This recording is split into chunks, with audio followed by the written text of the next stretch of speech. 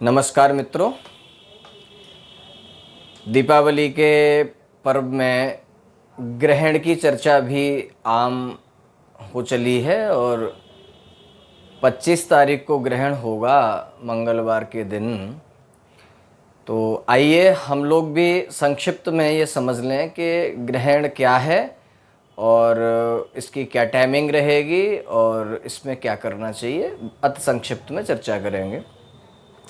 सबसे पहले तो हमें ये समझ लेना चाहिए ग्रहण जो है ये क्या है, किस प्रकार से ग्रहण पड़ता है, क्यों पड़ता है, ये भी हमें समझ लेना ज़रूरी होता है।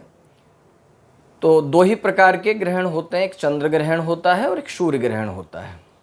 ग्रहण शब्द से अभिप्राय है कि किसी चीज़ को के अस्तित्व को कम कर देना, ढक देने के नाम ग्रहण है। 25 तारीख मंगलवार में पड़ने वाला सूर्य ग्रहण होगा। ये एक खगोलीय घटना होती है। पृथ्वी सूर्य के चक्र लगाती है और चंद्रमा पृथ्वी के चक्र लगाता है। इस तरीके से ये क्रम चलते चलते एक समय आता है जिस समय में सूर्य, पृथ्वी और चंद्र एक ही कक्षा में आ जाते हैं, एक ही धुरी में आ जाते हैं और चंद्रमा के पृथ्वी और सूर्य के मध्य में आ जाने से सूर्य का जो प्रकाश होता है वह चंद्रमा पूरी तरीके से ढक लेता है।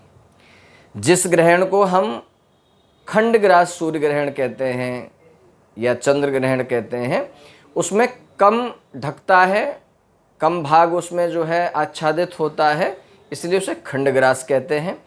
जिसमें कंप्लीट उसे पूरे को ढक देते हैं उसको संपूर्ण ग्रहण कहा जाता है। तो मंगलवार में जो ग्रहण होगा वो संपूर्ण ग्रहण है, कहीं कहीं वो खंडग्रास भी सूर्य ग्रहण दिखाई पड़ेगा।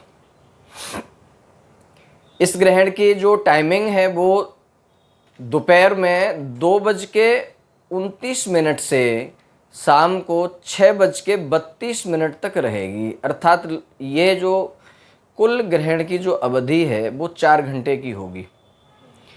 इन 4 घंटे में संपूर्ण भारतवर्ष में, विशेष तौर से उत्तर भारत में आपको यह ग्रहण दिखाई देगा। अक्षांश और रेखांश प्रति स्थान के अलग अलग होने से इनका समय हर स्थान का घट बढ़ सकता है, अर्थात इस समय जो है वो थोड़ा बहुत ऊपर नीचे हो सकता है। ग्रहण में के नियम क्या हैं और इसके लाभ क्या हैं, हानि क्या हैं, यह भी बहुत संक्षिप्त में जान लेंगे। तो ग्रहण में, सूर्य ग्रहण में 12 घंटे पहले से सूतक प्रारंभ हो जाता है। तो इसका मतलब यह हुआ कि मंगलवार में प्रातः जब सूर्योदय होगा तो सूतक प्रारंभ सूर्योदय से ही मान लिया जाएगा। सूतक में भोजन करना निषेध है, अत्यधिक वार्तालाप करना निषेध है, कई चीज़ें निषेध हैं। सूतक माने अशुद्धि काल चलता है। इस समय में मंदिरों के कपाट भी नहीं खुलेंगे, पूजा अर्चना भी नहीं होगी, मूर्ति स्पर्श भी नहीं होगा, इन सब से बचा जाएगा। और ग्रहण की अवधि जब प्रारंभ होगी 2:29 से, तो ग्रहण काल में करने योग्य 2 प्रकार के कर्म हैं। एक तो सावधानियां, सबसे पहले समझ लें हम सावधानियां क्या हैं। तो सावधानियों में जो गर्भवती स्त्रियां हैं उन्हें बाहर नहीं निकलना चाहिए, ग्रहण की छाया उन पर नहीं पड़नी चाहिए, वरना भ्रूण पर दुष्प्रभाव पड़ते हैं। तीसरा, उनको छेदन नहीं करना चाहिए, सब्जी इत्यादि ये सब नहीं काटना चाहिए। और बेवजह का वार्तालाप, नृत्य संगीत, टीवी देखना, मोबाइल चलाना, बेवजह के चलचित्रों से बचना चाहिए। और हरि स्मरण अर्थात किसी न किसी रूप में आपके जो इष्ट हैं, भगवान हैं, उनका स्मरण आप निरंतर करते रहें, ये सबसे उत्तम होता है।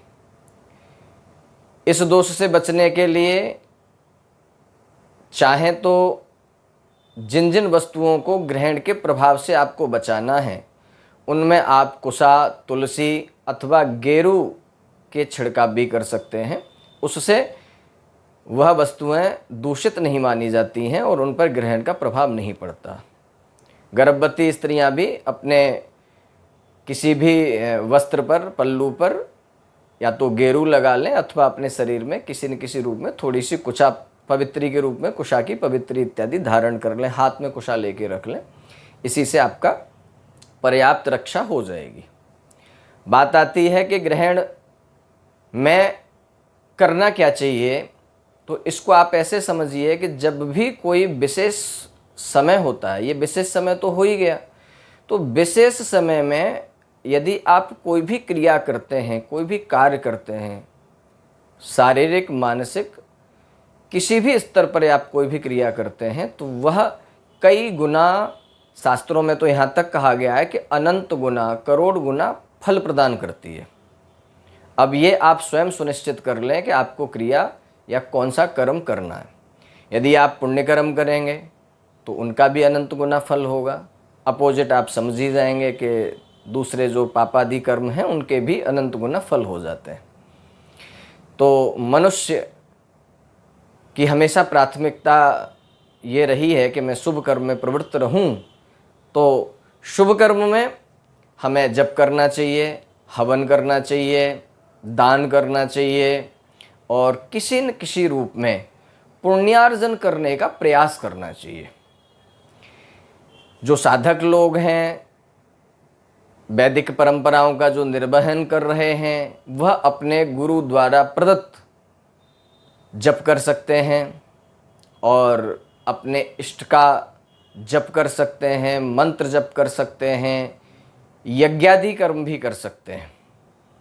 ऐसा माना जाता है कि इस दिन, इस काल में यदि कोई व्यक्ति जल में खड़े होकर के, विशेष तौर से गंगादि नदियों के जल में खड़े होकर के यदि अपना इष्ट का जप करता है, गुरु मंत्र का जप करता है, तो उसे एक पुरस्चरण के फल की प्राप्ति हो जाती है थोड़े से ही समय में। कहने का अभिप्राय है कि मंत्र सिद्धि करना या कार्य सिद्धि करना बहुत ही सरल और आसान होता है।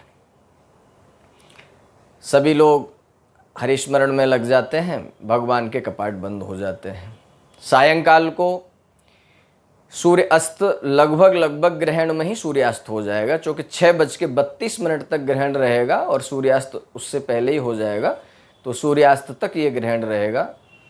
अगले दिन प्रातः सूर्य उदय होने के पश्चात सब लोग स्नान करके और पुनः अपने यज्ञोपवीत आदि को बदल के और फिर जो है अन्य अन्य कामों में लगेंगे, सामान्य अवस्था में आएंगे। इस दिन मंदिर के कपाट बंद रहेंगे। यदि संध्या आरती 6:32 के बाद में यदि मंदिर की साफ सफाई करके संध्या आरती भी की जा सकती है, भगवान को भोग लगाया जा सकता है। मूर्तियां या भगवान में कोई अपवित्रता का भाव कभी नहीं आता है, ना ही ग्रहण का कोई प्रभाव पड़ता है, तो ना ही तो उनको ढकने की आवश्यकता होती है और ना ही उन पर कुशा आदि की डालने की आवश्यकता होती है। आप उन्हें विश्राम की अवस्था में छोड़ दीजिए, सिर्फ इतना ही। बात कर लेते हैं कि सभी जानना चाहते हैं कि हमारे ऊपर या हमारे दैनिक जीवन पर या हमारी राशि पर इसका क्या प्रभाव रहेगा। तो प्रभाव तो रहता ही है मित्रों, क्योंकि पूरा संसार ही ग्रह गोचर की दशाओं के आधार पर चल रहा है। आइए बात कर लेते हैं राशियों की। राशि शब्द में राशि भी छोटे छोटे ग्रहों का समूह को राशि कहते हैं। इस पर फिर कभी चर्चा कर लेंगे। आइए राशियों की बात कर लेते हैं।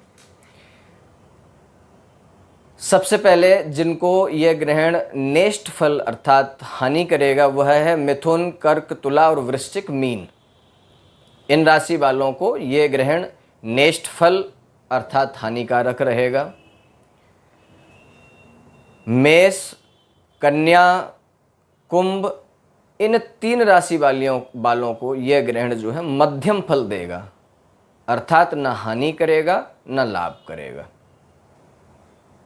वृष, मकर, सिंह राशि वालों को यह ग्रहण शुभ फल प्रदान करेगा, इनके लिए लाभकारी रहेगा।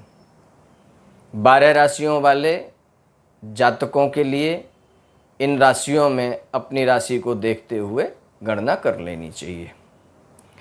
अंतिम में व्यवस्था यह है कि ग्रहण के प्रारंभ में स्नान करना चाहिए और ग्रहण काल में जप पाठ यज्ञादि यह सब करना चाहिए और ग्रहण के अंत में पुनः स्नान करके दानादि कर्म कर देना चाहिए।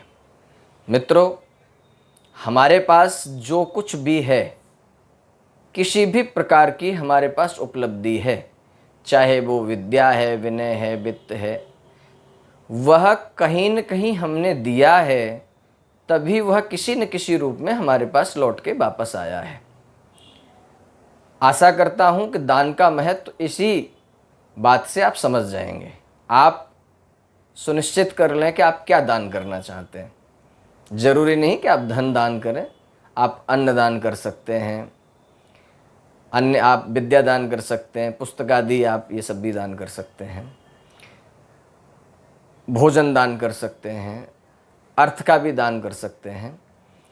प्रकृति का नियम है, जो आप देते हैं वही प्रकृति किसी न किसी रूप में आपको वापस कर देती है। तो ये रहा ग्रहण के विषय में छोटा सा संक्षिप्त वार्तालाप।